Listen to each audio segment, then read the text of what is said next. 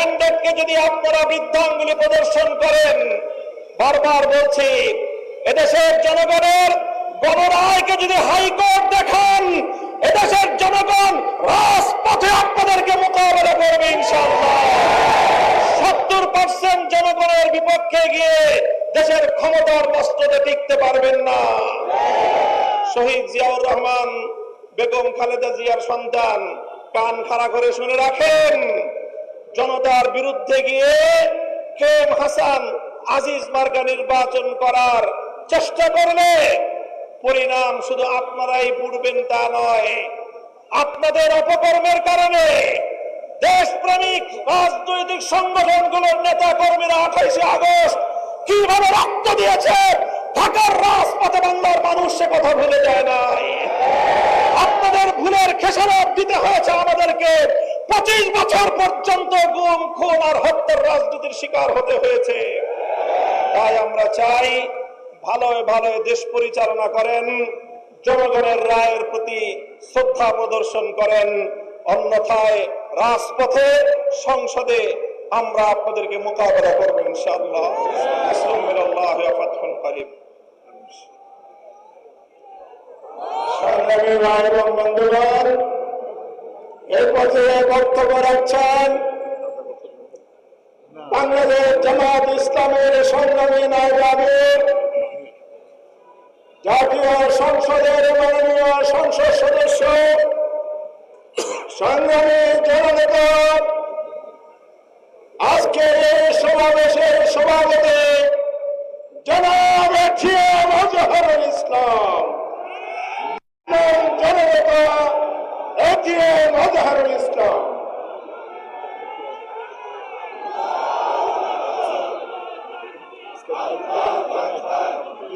আলহামদুলিল্লাহ রাব্বিল আলামিন, ওয়াসসালাতু ওয়াসসালামু আলা সাইয়্যিদিল মুরসালিন ওয়া আলা আলিহি আসহাবিহি আজমাইন।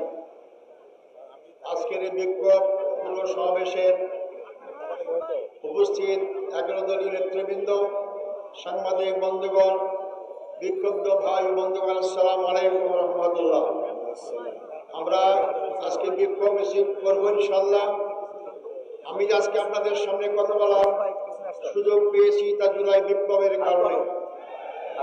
আজকে যিনি প্রধানমন্ত্রী হয়েছেন জুলাই বিপ্লবের কারণে, আজকে তিনি স্বরাষ্ট্রমন্ত্রী হয়েছেন জুলাই বিপ্লবের কারণে, আজকে যারা বেশিরভাগ এমপি হয়েছেন জুলাই বিপ্লবের কারণে। যে জুলাই বিপ্লব আমাদের নতুন জীবন দান করলো, সেই জুলাই বিপ্লবকে অস্বীকার করা মানে এই নতুন জীবনকে অস্বীকার করা। সংগ্রামী বন্ধুগণ, 24শে জুলাই বিপ্লব একটি দলকে ক্ষমতাচ্যুত করে আরেকটি দলকে ক্ষমতায় বসার ছিল না। জুলাই বিপ্লব ছিল পুরাতন ব্যবস্থাকে ছুঁড়ে ফেলে নতুন ব্যবস্থা কায়েম করা। জুলাই বিপ্লব ছিল একজন ব্যক্তির হাতে ক্ষমতা কুক্ষিগত না করে জনগণের ক্ষমতা জনগণের কাছে ফিরিয়ে দেওয়া।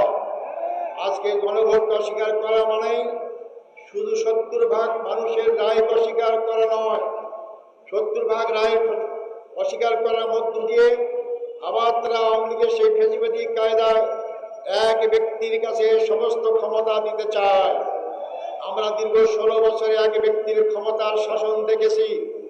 আমাদের হাজার হাজার ভাই থেকে জীবন দিতে হয়েছে। শুধু জামাত ইসলামের কেন্দ্রীয় 11 জন ব্যক্তিকে ফাঁসির কাস্টে ঝুলিয়ে বিনা চিকিৎসা হত্যা করা হয়েছে। যে জুলাই বিপ্লবের সূচনা হয়েছে রংপুর, সে রংপুরের সন্তান আমি। সে রংপুরের সন্তান এখানে আছেন আক্তার হোসাইন, আবু সাইদ রক্ত দিয়েছিল কি জন্য? সে তো ছাত্র নেতা ছিল। তার রক্ত চলে গেলে সে ক্ষমতায় যাবে আশায় রক্ত দেয়নি, একটা পরিবর্তন চেয়েছিল। আজকে বিএনপি ক্ষমতা আসে পরিবর্তন ভুলে গিয়েছে। সংগ্রামী ভাই বন্ধুগণ, আমাদের আন্দোলন কোন দলের বিরুদ্ধে নয়, আমাদের আন্দোলন জনগণের বিপক্ষে যে অবস্থান নিয়েছে তাদের বিরুদ্ধে। আমরা সকল সময় জনগণের পক্ষে থাকি। আজকে একজন ব্যক্তির কাছে ক্ষমতা কুক্ষিগত করার মাধ্যমে যদি আপনারা দুঃস্বপ্ন দেখেন আবার জোর করে ক্ষমতায় থাকতে পারবেন, বোকার স্বর্গে বাস করছেন।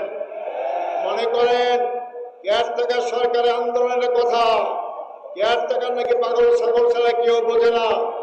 আপনারা অস্বীকার করলেন, আন্দোলন দমাবার চেষ্টা করলেন, শেষ পর্যন্ত মানলেন, এমন ভাবে মানলেন কেয়ারটেকার হলো। আপনারা ক্ষমতা আসতে পারলেন না। জনগণের বিরুদ্ধে অবস্থান গ্রহণ করবেন না, আমাদেরকে রাজপথে আসতে বাধ্য করবেন না। রাজপথের আন্দোলনের ফলাফল সরকারি দলের জন্য কোনো শুভ অবস্থা হয়নি, কোনো সময় হবে না। আমাদেরকে জমির অত্যাচারে ভয় দেখাবেন না। সবগুলো পার করে আজকে বয়সে আমরা এসেছি। সময় থাকতে যদি দেশ ভালো চালাতে চান, গণভোটের রায়কে মেনে নেন, কার্যকর করেন, জনগণ আপনাদেরকে ভালোবাসবে, শ্রদ্ধা করবে। আর যদি অবজ্ঞা করেন, আপনারা সংখ্যাগরিষ্ঠের কারণে